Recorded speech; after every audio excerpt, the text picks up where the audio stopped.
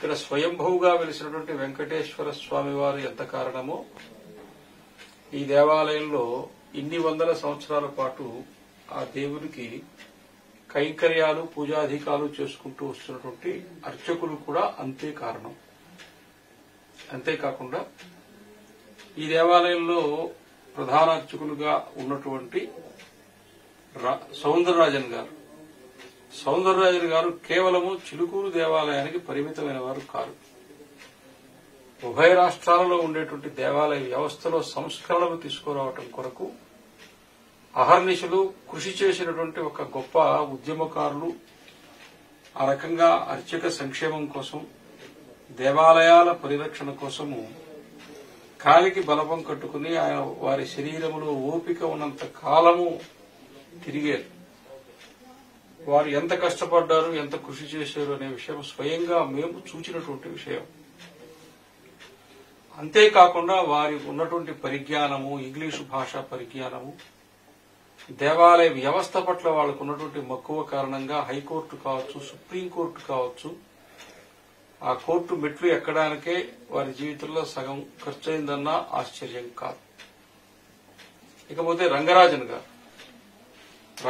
గారు చక్కగా చదువుకున్నారు, పోస్ట్ గ్రాడ్యుయేషన్ చేశారు. తర్వాత నాకు తెలిసి కూడా వారు లెక్చరర్ గానో ప్రొఫెసర్ గానో పనిచేస్తున్నారు. బయోమెడికల్ ఇంజనీర్ గా పనిచేస్తున్నారు. ఆయన లక్షల్లో సంపాదించుకోవచ్చు.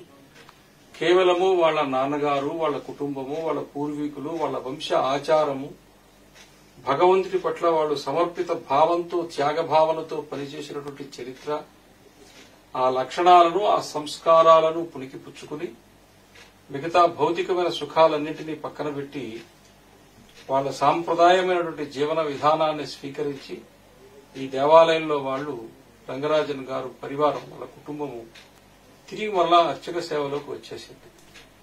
ఈరోజు మొత్తము హిందూ సమాజం గుర్తుపెట్టుకోవాల్సింది, కోట్లు పెట్టి దేవాలయాలు కట్టినా పూజ చేయడానికి అర్చకులు లేడు. అర్చకుల్ని గౌరవించని కారణంగా, వాళ్ళ జీవనాన్ని గురించి ఆలోచించని కారణంగా ఆ వ్యవస్థే పోయింది. అటువంటి కఠినము, క్లిష్టతరమైన సందర్భంలో మిగతా అందరూ అర్చకులకి ఆదర్శంగా, ప్రేరణగా చిలుకూరు దేవాలయ అర్చకులుగా వాళ్ళు నిలబడ్డారు. కొన్ని కోట్ల మంది హృదయాల్లో గౌరవము, ప్రేమ పొందినటువంటి కుటుంబాలు ఇవి. ఇటువంటి వాళ్ల పట్ల అలా వ్యవహరించినటువంటి వాళ్ళు చేసినది చాలా పెద్ద తప్పు. దేవుడి పట్ల, దేవాలయ వ్యవస్థ పట్ల జరిగినటువంటి ఒక దుశ్చర్యగా మేము భావిస్తూ ఉన్నాం. మేము అలాంటి వాళ్లము అందరము కూడా ఈ దేవాలయ వ్యవస్థ పట్ల లేదా హిందూ సమాజం కొరకు రంగరాజన్ గారు చెయ్యని పని లేదు.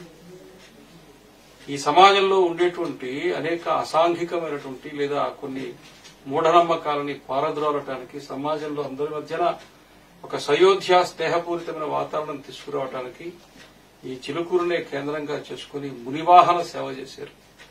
నెల్లూరులో రంగనాయకులపేట దేవాలయం దగ్గర చేశారు.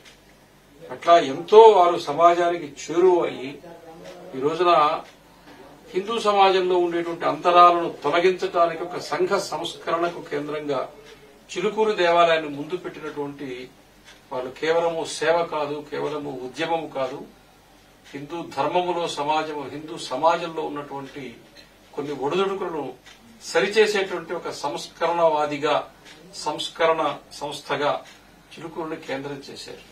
కాబట్టి ఇన్ని విధాలుగా సమాజానికి అంకితమైనటువంటి భావనతో పనిచేస్తూ ఉండేటువంటి వాళ్ల పట్ల కావచ్చు, దేవాలయం పట్ల కావచ్చు, హిందూ సమాజానికి ఎనలేని ప్రేమ, ఎనలేని గౌరవం ఉన్నాయి.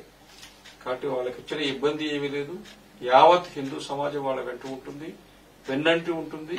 మేమందరం కలిసి వాళ్ళకు సరైనటువంటి అంటే చక్కటి కార్యక్రమాలు చేసుకోవటానికి కావలసిన మరింత ఘనంగా, మరింత గొప్పగా, మరింత క్రియాశీలంగా చిలుకూరు ఈ వ్యవస్థ ముందుకు తీసుకొని పోవడానికి వాళ్ళ వెంట ఉంటాం. మేము వాళ్ళకేమి వాడు నాయకత్వం వహించి ఉద్యమాలు నడిపినటువంటి వాళ్ళు కాబట్టి వాళ్ళకు మేమేదో వచ్చి మీకు అండగా ఉంటామని చెప్పవలసిన అవసరం లేదు. కానీ ఒక పరిస్థితిని బట్టి మనం అందరం ఒక మార్గంలో నడుస్తున్నాం అన్న మాట చెప్పడం కొరకు వచ్చాం. మేమంతా ఒక్కటే. వారు చాలా ఆదర్శనీయులు. సౌందరరాజన్ గారు చాలా ఆదర్శనీయులు. రంగరాజన్ గారు వారి జీవితంలో ఎవరూ అడగకుండా వాళ్ళంతటి వాళ్ళ మనసులో తోచుకుని సమాజం మీద ఉన్న ప్రేమతో వాళ్ళు అనేక కార్యక్రమాలు చేశారు. వాటన్నింటినీ మనం హృదయపూర్వకంగా స్వాగతించాం. భవిష్యత్తులో కూడా వారి వెంట ఉంటాం. ఆయన ఒక్కళ్లే కారు, వాళ్ళ ఒక కుటుంబం కాదు, ఒక అర్చకులు కారు, యావత్ హిందూ సమాజానికి ప్రతీకగా వాళ్ళని మనం చూస్తున్నాం. గోవిందాయ నమః.